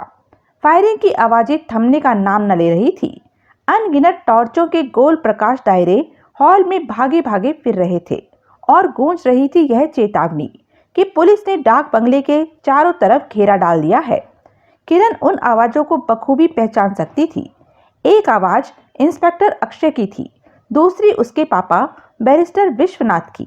देखो देखो पापा, शेखर मल्होत्रा मर गया। किरण किसी पागल की भांति चीखे चली जा रही थी। क्या अब भी आपको यकीन नहीं आया कि यह बेगुनाह था? क्या इसकी लाश भी इस बात का सबूत नहीं है कि इसने संगीता की हत्या नहीं की थी? खुद को बेगुनाह साबित करने के सफर में इसने अपनी जान दे दी। आप तो अभी भी यही कहेंगे कि शेखर मल्होत्रा कोई नाटक कर रहा है, मगर नहीं, यह नाटक नहीं है। इसकी मौत इसकी बेगुनाही का सबूत है। मरता मरता वह मुझ पर एक कर्ज चढ़ा गया पापा। अपनी जान इसने मुझे बचाने के फेर में दी है। जो गोलियां मेरे जिस्म की तरफ लपकी थी, उन्हें इसने अपने शरीर में शरण दे दी। उफ! रुको किरण, रुको। शेखर की नब्ज हाथ में लिए बैरिस्टर विश्वनाथ ने कहा। नब्ज चल रही है, शेखर मल्होत्रा अभी जीवित है। किरण दंग रह गई। किसी साधु के शाप से मानो स्टैचू में तब्दील हो गई हो। जबान को लकवा मार गया। डॉक्टर को फोन करो इंस्पेक्टर, विश्वनाथ चीखे। शेखर मल्होत्रा बच सकता है। किरण के बंधन खोल रहे अक्षय के हाथ रुक गए। जाने क्या सोचते रह गया वह कि बैरिस्टर साहब स्वयं झपटकर फोन के नजदीक पहुंचे और जल्दी जल्दी नंबर डायल करने लगे। जाहिर था कि फायरिंग रुक चुकी थी, जंग समाप्त हो गई थी।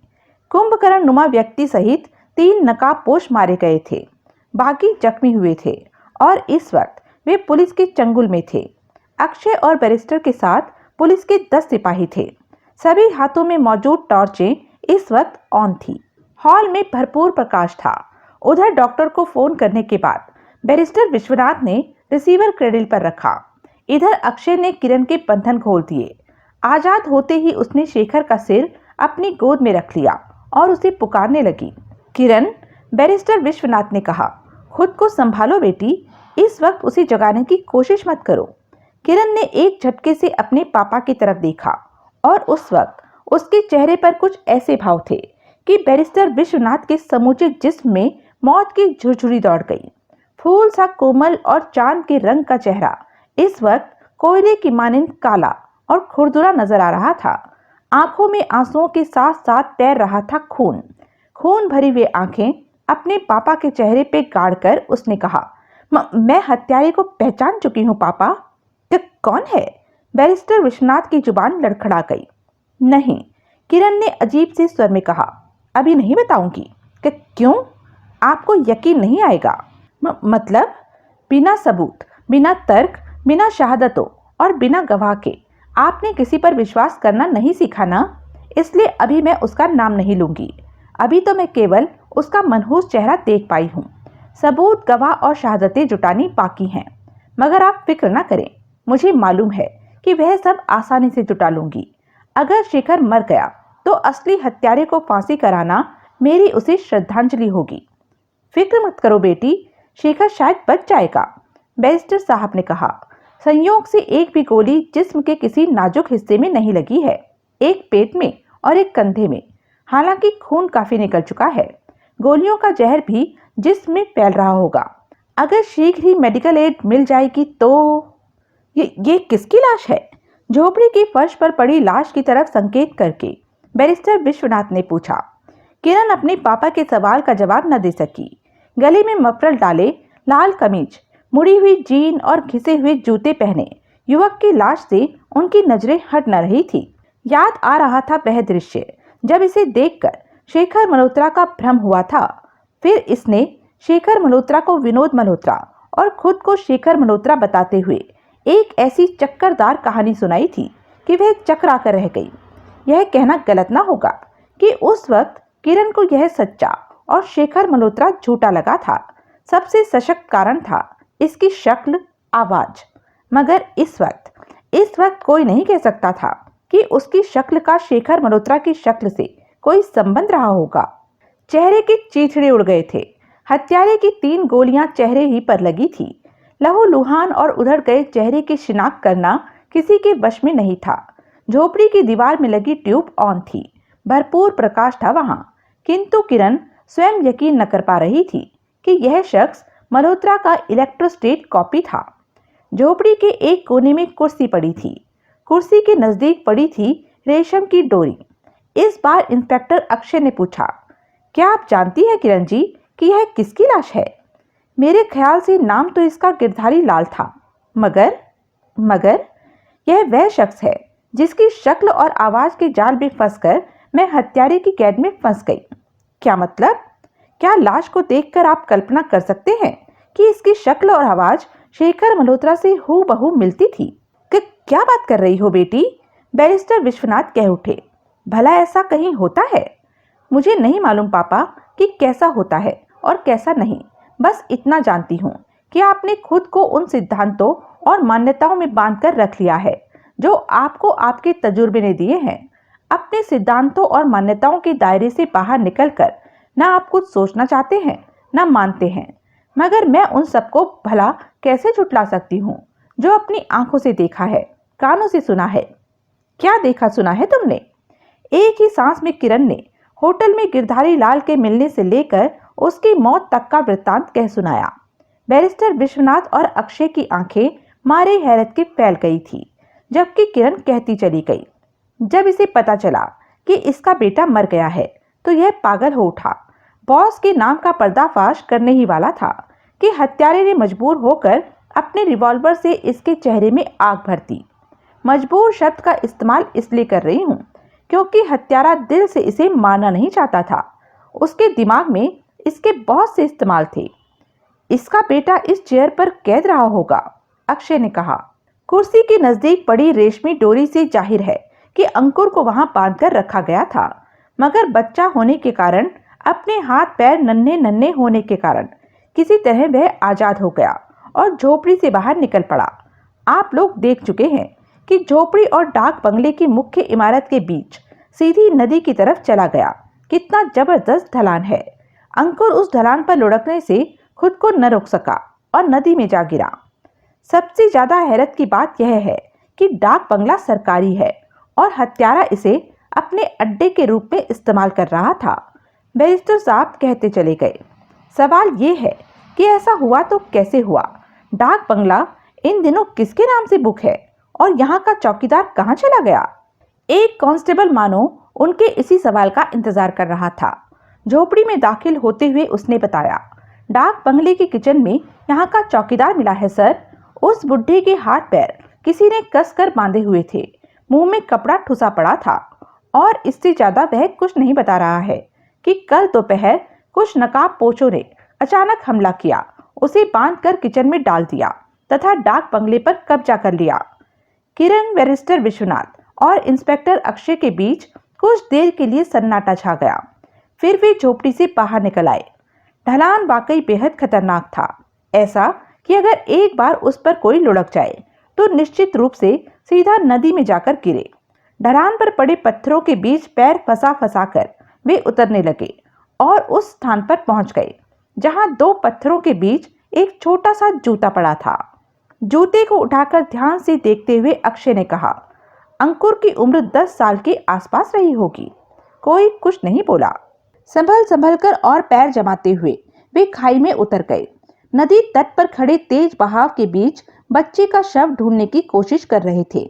एकाएक किरण की नजर ऐसे पत्थर पर पड़ी जिस पर हल्का सा खून लगा हुआ था। मुंह से बरबस ही वे शव निकल गए। ढलान से लुढ़कने के बाद अंकुर शायद इस पत्थर से टकराया था। बहाव इतना तेज है कि बच्चे की लाश मिलने की हमें उम्मीद ही छोड़ देनी चाहिए। बैरिस्टर साहब ने लगभग सच कहा था, इसलिए किसी ने विरोध नहीं किया। हाँ, किरण ने यह जरूर पूछा, आप लोग इतनी फोर्स के साथ अचानक यहाँ कैसे पहुंच गए? हमें तुम्ही ने बुलाया था। किरण उछल पड़ी। मैंने? कह तो शेखर मल्होत्रा यही रहा था। शेखर कह रहा था? क्या कहा उसने? तुम सुबह 9 बजे की घर से निकली हुई थी। हम फिक्रमंद थे और जहां जहां तुम्हारे होने की संभावना थी वहां फोन करके पूछ रहे थे कि वहां पहुंची हो या नहीं। शेखर मल्होत्रा को भी फोन किया। उस वक्त उसने कहा कि तुम उसके पास नहीं पहुंची थी, मगर करीब 15 मिनट बाद स्वयं शेखर मल्होत्रा ने हमें फोन किया और कहा कि हमारे फोन के तुरंत बाद ही उससे फोन पर बात की है। उसने यह भी कहा कि तुम्हारी बातों से उसने यह अंदाजा लगाया है कि तुम किसी की कैद में हो। ओह, इसका मतलब मेरा मैसेज शेखर मल्होत्रा की समझ में आ गया था। हत्यारा मुझसे राय अंकल के पत्र और फोटो चाहता था, किरण ने कहना शुरू किया। उस वक्त मेरे दिमाग में यह बात कौन थी कि हत्यारे की इस गर्ज का लाभ उठाकर अपने शुभ चिंतकों को न सिर्फ यह मैसेज पहुंचा सकती हूँ कि मैं किडनैप कर ली गई हूँ, बल्कि यह भी बता सकती हूँ कि कहाँ हूँ। और अपनी स्कीम को अंजाम देने के लिए मैंने कह दिया कि फोटो और चिट्ठियां शेखर मल्होत्रा के पास है। पहले तो उन्होंने मेरी इस बात को झूठ माना। कहने लगे कि पिछली रात वे शेखर मल्होत्रा की तलाशी ले चुके हैं, फोटो और पत्र उसके पास नहीं है। मैंने पूछा कि क्या तुमने उसके जूतों की तलाशी ली थी? उन्होंने इनकार किया। बस मैंने बात पकड़कर कहा कि फोटो और पत्र उसके जूतों में थे। अब हत्यारे को यकीन हो गया कि मैं सच बोल रही हूँ, तो वही हुआ जिसकी मुझे उम्मीद थी, यानी उसने शेखर से बात करने का हुक्म दिया। इस कागज पर वे बातें लिखी जो मुझे शेखर से करनी थी, साथ ही जबरदस्त तरीके से धमकाया कि अगर मैंने कागज पर लिखी बातों से हटकर कोई अन्य बात, खास तौर पर ऐसी बात कहने की बेवकूफ़ी की जिससे यह ध्वनित होता हो कि मैं किसी के द्वारा किडनैप हूँ या ये बातें किसी के दबाव में कर रही हूँ, तो बेहिचक मुझे शूट कर देगा। मैंने सहमते हुए कहा कि वही करूंगी जो वह कहेगा, और तब प्रैक्टिकल शुरू हुआ। शेखर मल्होत्रा का नंबर मिलाकर मेरे हाथ में रिसीवर तथा दूसरे में कागज पकड़ा दिया। स्वयं हत्यारे के एक हाथ में उसी फोन के एक्सटेंशन का रिसीवर तथा दूसरे में रिवॉल्वर था। रिवॉल्वर उसने मेरी कनपट्टी से सटा दिया। सख्त हिदायत दी कि अगर एक भी लफ्ज इधर से उधर करने की कोशिश की तो खोपड़ी का तरबूज बना दिया जाएगा। बैरिस्टर विश्वनाथ ने धड़कते दिल से पूछा, फिर तुमने शेखर को यह मैसेज कैसे दिया कि तुम किडनैप हो और जो कुछ कह रही हो किसी के दबाव के कारण मजबूर होकर कह रही हो? टेक्निक से। किरण के होठों पर रहस्यमयी मुस्कान उभरी, ऐसी टेक्निक से जिसे हत्यारा 7 जन्म लेने के बावजूद नहीं समझ सकता था। मुझे फोन पर वे और सिर्फ वे ही शब्द कहने थे जो हत्यारे ने पर्चे पर लिखे थे, और शेखर मल्होत्रा को उन्हीं शब्दों से समझ जाना था कि मैं किडनैप हूँ, किसी की कैद में हूँ और जो कुछ कह रही हूँ मजबूर होकर कह रही हूँ। कैसे समझ जाना था उसे? मैंने सोचा था जब कहूंगी कि फोटो और चिट्ठियां लेकर नटराज के मंदिर में पहुंच जाओ तो शेखर स्वतः समझ जाएगा कि मैं किसी की कैद में हूँ, दबाव में हूँ, क्योंकि असल में फोटो और चिट्ठियां शेखर के पास थी ही नहीं। मैंने सोचा था कि शेखर मेरी यह बात सुनते ही सोचेंगे कि जब किरण को मालूम है कि फोटो और चिट्ठियां मेरे पास नहीं हैं, तो वह ऐसा कह ही क्यों रही है। जाहिर है कि ये शब्द किरण स्वेच्छा पूर्वक नहीं कह रही है, बल्कि किसी के दबाव में कह रही है, यानी अपनी समझ के मुताबिक मैंने उसे मैसेज दे दिया था कि मैं खतरे में हूँ। इस टेक्निक में एक ही गड़बड़ हो सकती थी, यह कि शेखर मेरी बात की गहराई न समझकर कहीं यह न कह बैठे कि कौन से फोटो, और अपनी बेवकूफ़ी में वह ऐसा कह भी बैठा। परंतु मैंने तुरंत यह कहकर बात संभाल ली कि वे ही जिन्हें कल रात तुमने अपने जूते के अंदर रखा था। अब यह डर था कि कहीं शेखर यह न कह बैठे, मैंने कल रात अपने जूते में कौन से फोटो रखे थे। अगर वह ऐसा कह देता तो सारा खेल बिगड़ जाता। एक एक हरूफ सुन रहा हत्यारा समझ जाता कि मैं उसे बेवकूफ़ बनाने की कोशिश कर रही हूँ। परंतु मैंने शेखर को ऐसी बेवकूफ़ी करने का मौका ही नहीं दिया। उसे बोलने का अवसर दिए बगैर वह सब कहती चली गई जो पर्चे पर लिखा था, और अपनी बात पूरी करते ही संबंध विच्छेद कर दिया, बिना हत्यारे को यह भनक दिए कि मैं मैसेज दे चुकी हूँ। जिस टेक्निक से मैसेज दे सकती थी दे दिया। अब यह दूसरी तरफ वाले की अक्ल पर निर्भर था कि वह मैसेज को समझे या नहीं।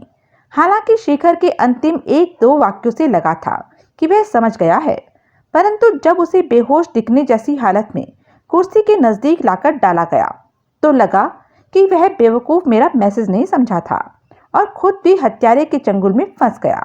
नहीं, ऐसी बात नहीं थी किरण, बैरिस्टर साहब बोले।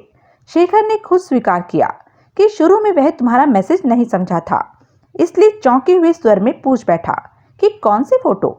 मगर जब तुम उसे कुछ भी कहने का मौका दिए बगैर अपनी बात कहती चली गई, तब वह समझ गया जो तुम समझाना चाहती थी, और तुम्हारे फोन के तुरंत बाद हमें फोन मिलाकर यही कहा कि किरण किसी किडनैपर के चंगुल में है और उसे वहां से निकालने की कोशिश की जानी चाहिए। सच्चाई ये है कि हम उस पर विश्वास न कर सके। लगा कि वह झूठ बोलकर हमें अपने जाल में फंसाने की चेष्टा कर रहा है, और इसी शंका के वशीभूत हमने उसके सामने शर्त रखी कि हमारे साथ इंस्पेक्टर अक्षय भी नटराज के मंदिर चलेगा। शेखर समझ गया कि हम उस पर विश्वास नहीं कर पा रहे हैं, परंतु उसने कहा कि मुझे कोई ऐतराज नहीं है। तब हम थाने में अक्षय के पास इकट्ठे हुए, इसी सारी सिचुएशन समझाई, और फिर यह स्कीम इसी ने बनाई कि प्रत्यक्ष में नटराज के मंदिर में केवल शेखर जाएगा, हम इंस्पेक्टर और अन्य सिपाही छिपे रहेंगे। वही किया गया। हालांकि हम उस वक्त भी प्रकट हो सकते थे जब कुंभकर्ण सरीखा व्यक्ति मंदिर में शेखर की धुनाई कर रहा था, किंतु इसलिए प्रकट नहीं हुए क्योंकि हमारा उद्देश्य बदमाशों के हेडक्वार्टर अर्थात यहाँ पहुँचना था। कहने का मतलब ये कि अपनी मदद के लिए हम लोगों को तुमने अपनी चालाकी से खुद यहाँ बुलाया है। वह सब तो ठीक हो गया पापा, आपकी बेटी बच गई। इंस्पेक्टर अक्षय को इतनी शानदार ट्रिप मिल गई। नुकसान हुआ है तो सिर्फ शेखर मल्होत्रा को। वह बुरी तरह पिटा और इस वक्त बेचारा मौत और जिंदगी के बीच झूल रहा है। लो, अक्षय ने ऊपर आ रही हेडलाइट्स की तरफ इशारा करके कहा, एम्बुलेंस आ गई है। उत्साहित किरण ने बहुत तेजी से ढलान पर चढ़ना शुरू किया। बैरिस्टर विश्वनाथ चीख पड़े, संभल कर बेटी, कहीं लुढ़क मत जाना। किरण को सुनने का होश कहाँ था। 5 सशस्त्र सिपाही अक्षय के साथ जीप पे आए थे। 5 बैरिस्टर विश्वनाथ की फिएट में। डाक बंगले पर की जाने वाली आगे की कार्यवाही का दारोमदार इंस्पेक्टर अक्षय पर छोड़कर किरण ने फिएट की ड्राइविंग सीट संभाली थी कि बाईं तरफ का दरवाजा खोलकर उसके बगल में बैठते हुए बैरिस्टर साहब ने पूछा, कहाँ जा रही हो? अस्पताल, किरण ने संक्षिप्त में जवाब दिया। तो हमें यहाँ क्यों छोड़े जा रही हो? यह सोचकर कि शायद आप अस्पताल चलना पसंद न करें। कि क्यों? किरण ने बड़ी गहरी नजरों से देखा उन्हें, बोली, मामला शेखर मल्होत्रा का है ना? बैरिस्टर विश्वनाथ तुरंत जवाब न दे सके। कुछ देर तक अपनी बेटी को अजीब सी नजरों से देखते रहे और फिर गंभीर स्वर में बोले, अगर तुम यह सोचती हो किरण कि हमें शेखर मल्होत्रा से नफरत है तो गलत सोचती हो। नफरत तो आपको उससे है पापा। किरण ने अपना एक एक शब्द चबाया था। सोचने वाली बात है, भला हमें उससे नफरत क्यों होगी? जरूरी नहीं कि अभी ही आपके सारे सवालों का जवाब दूं। खैर, क्या आप मेरे साथ चल रहे हैं? अपनी तरफ वाला दरवाजा बंद करते हुए बैरिस्टर विश्वनाथ ने कहा, श्योर। एक बात मानोगे मेरी? बोलो। आप एम्बुलेंस में बैठिए। एम्बुलेंस में? बैरिस्टर साहब चकराए। हाँ, शेखर के पास कोई तो होना चाहिए। जब अकेली थी तब मजबूरी थी, क्योंकि गाड़ी भी अपने साथ ले जाना चाहती थी।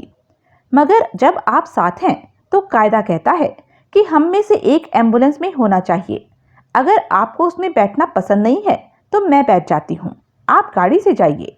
कहने के बाद उसने गाड़ी का दरवाजा खोला ही था कि ठहरो किरण, एम्बुलेंस में हम बैठ जाते हैं, कहकर वे फेयर से बाहर निकल गए। और उन्हें एम्बुलेंस की तरफ बढ़ते देखकर किरण के होठों पर जो मुस्कान उभरी वह थी जो किसी भी व्यक्ति के चेहरे पर तब उभरती है जब उसकी मन मांगी मुराद पूरी हो जाए। बैरिस्टर साहब एम्बुलेंस के पिछले हिस्से में स्ट्रेचर के नजदीक सीट पर बैठ गए। अस्पताल के कर्मचारी ने दरवाजा बंद कर दिया और फिर शुरू हुई वहां से अस्पताल तक की यात्रा की समाप्ति पर जब बैरिस्टर साहब अस्पताल के प्रांगण में उतरे तब फिएट कहीं नहीं थी। उस क्षण उनके दिमाग में यह विचार आया कि किरण पीछे रह गई होगी, परंतु यह विचार स्थायी न रह सका, क्योंकि 5-10 और फिर धीरे धीरे 15 मिनट गुजर गए। किरण नहीं आई। सैकड़ों सवाल और शंकाएं नन्हे नन्हे सर बनकर जहन में गिजगिजाने लगे। अस्पताल के कर्मचारी स्ट्रेचर को उठाकर इमरजेंसी वार्ड की तरफ ले गए, मगर उस तरफ बैरिस्टर विश्वनाथ का ध्यान कहाँ था? उनका ध्यान अटका हुआ था किरण में। कहाँ गायब हो गई वह? अब तक क्यों नहीं पहुंची? क्या उसका इरादा पहले से ही गायब होने का था? क्या उसने उन्हें एम्बुलेंस में इसलिए बैठाया था? धीरे धीरे 30 मिनट गुजर गए, मगर किरण नहीं आई। बैरिस्टर विश्वनाथ बुरी तरह व्याकुल हो उठे। अस्पताल में मौजूद सार्वजनिक टेलीफोन से घर पर बात की, वहां भी नहीं पहुंची थी वह। 1-2 और फिर 3 घंटे गुजर गए जब कहीं उनकी आंखों ने अपनी फिएट को पार्किंग में रुकते देखा। तब तक मारे गुस्से के हाल इतना बुरा हो चुका था कि बरामदे में खड़े खड़े किरण को गाड़ी से बाहर निकलते और उसे लॉक करते देखते रहे। गाड़ी की तरफ बढ़े नहीं थे वे। देखते ही देखते तेजी के साथ चलती हुई किरण उनके नजदीक आ गई। इस वक्त उसके चेहरे पर बेहद अनोखी और दुर्लभ आभा दे दीप्यान थी।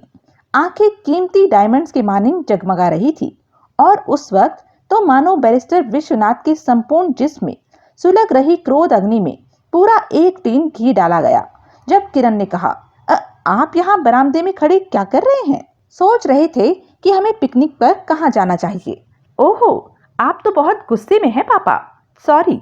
बैरिस्टर साहब गुर्रा उठे। हम यह जानना चाहते थे कि तुम कहाँ गई थी? हत्यारे के खिलाफ सबूत ढूंढने। सबूत कहीं बिखरे पड़े थे क्या? बड़े आराम से कहा किरण ने। ऐसा ही समझिए। तो तुम बहुत बिगड़ती जा रही हो किरण। बैरिस्टर साहब अपने गुस्से पर काबू नहीं कर पा रहे थे। अगर तुम्हें कहीं जाना था तो हमें बताकर नहीं जा सकती थी? क्या तुम कल्पना कर सकती हो कि इन 3 घंटों में हमारी क्या हालत हुई है? सॉरी पापा, मगर यह सच है कि मैंने आपको जानबूझकर नहीं बताया। क्यों?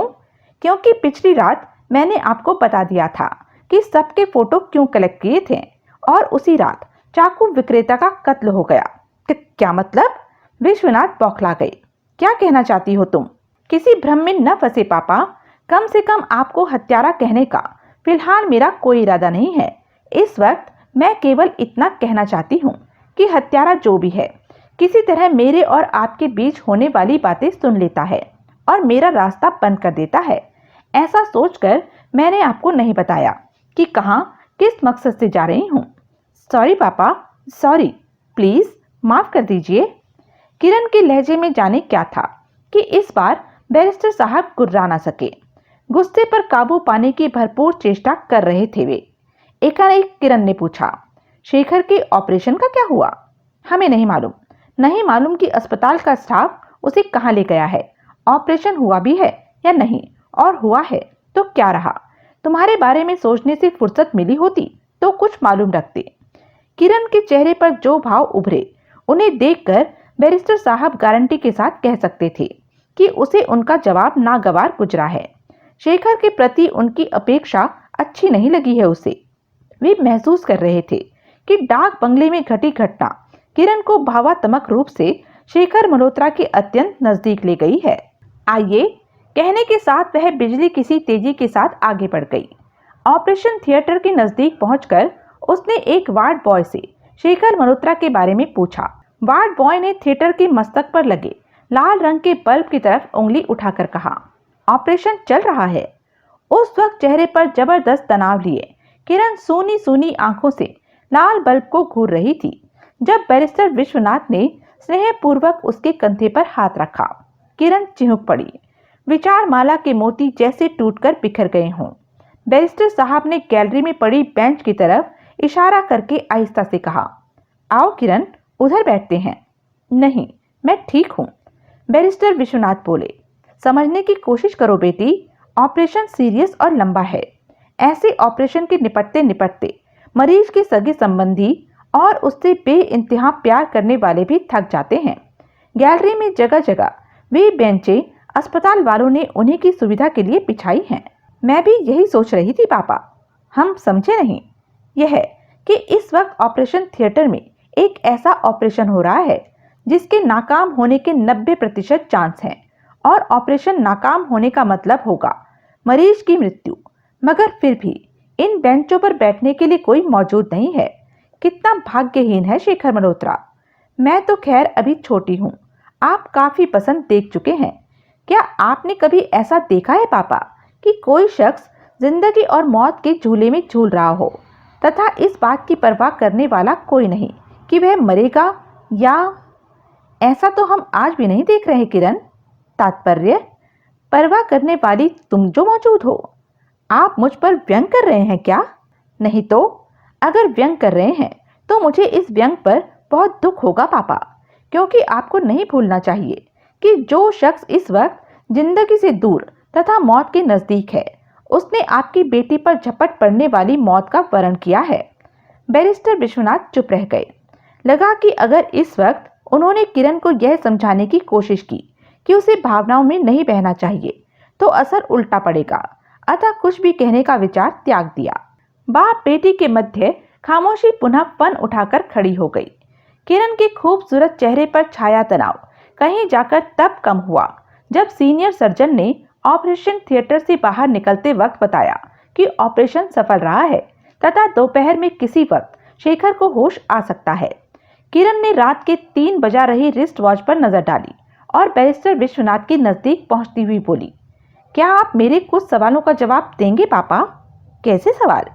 जब आप मेरे लिए फिक्रमंद थे, यानी जब शेखर मल्होत्रा को फोन किया था, उस श्रृंखला में और किस किस को फोन किया था आपने?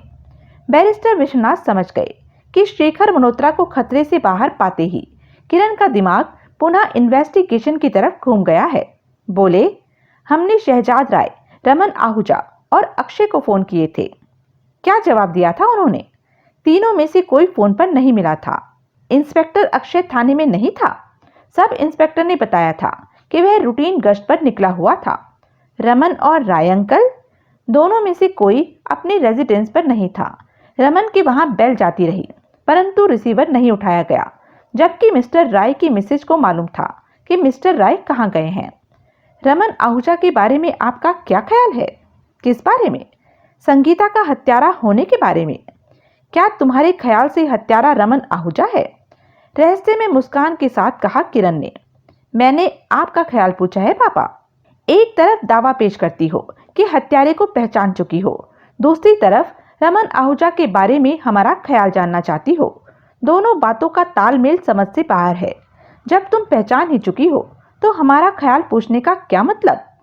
ख्याल तो सभी का पूछना चाहिए ना। मुमकिन है कि जो मैं समझी हूँ गलत समझी हूँ। मामला छोटे मोटे अपराधी का नहीं बल्कि हत्यारे का है। हत्यारे का नाम जुबान से पूरी तरह पुष्टि कर लेने के बाद ही निकलना चाहिए ना। क्या तुम किसी डाउट में हो? छोड़िए पापा, केवल इस सवाल का जवाब दीजिए कि आपके ख्याल से रमन आहूजा, अगर सच्चाई जानना चाहती हो तो वह ये है कि इस संबंध में हमारा दिमाग कुछ भी सोच पाने में असमर्थ है। हम तो यह भी नहीं समझ पा रहे कि घटनाएं आखिर इतनी तेजी के साथ क्यों घट रही हैं। किरण ने पुनः प्रश्न किया। बैरिस्टर विश्वनाथ का जवाब इस बार भी गोलमोल ही रहा। सवाल और जवाबों का सिलसिला चलते चलते सुबह के 5 बज गए। शेखर मल्होत्रा को ऑपरेशन थिएटर से एक कमरे में शिफ्ट कर दिया गया। इस वक्त 5:15 बज रहे थे जब वह एक लेडी टॉयलेट में घुसी। 5:30 तक भी जब बैरिस्टर साहब ने किरण को टॉयलेट से बाहर निकलते न देखा तो असमंजस में पड़ गए। तभी एक वार्ड बॉय उनके समीप आया तथा बोला, यह आपकी बेटी ने आपके लिए दिया है। बैरिस्टर विश्वनाथ चौंके। कागज का पुर्जा लगभग छीना उससे।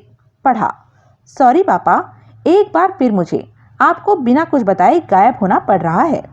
बस इतना ही लिखा था। बैरिस्टर विश्वनाथ का दिल धक से रह गया। बिजली किसी तेजी के साथ वे एक खिड़की की तरफ लपके, झांक कर नीचे देखा और पार्किंग से अपनी फिएट गायब देखते ही मस्तक पर बल पड़ गए। वे सोचने की भरपूर चेष्टा कर रहे थे कि किरण कहाँ गई होगी। तो यह थी अब तक की कहानी। आगे की कहानी जानने के लिए बने रहें मेरे साथ। और हाँ, मेरे चैनल को लाइक, शेयर और सब्सक्राइब करना ना भूलें। और कमेंट करके ज़रूर बताएं कि यह वीडियो आपको कैसा लगा। धन्यवाद।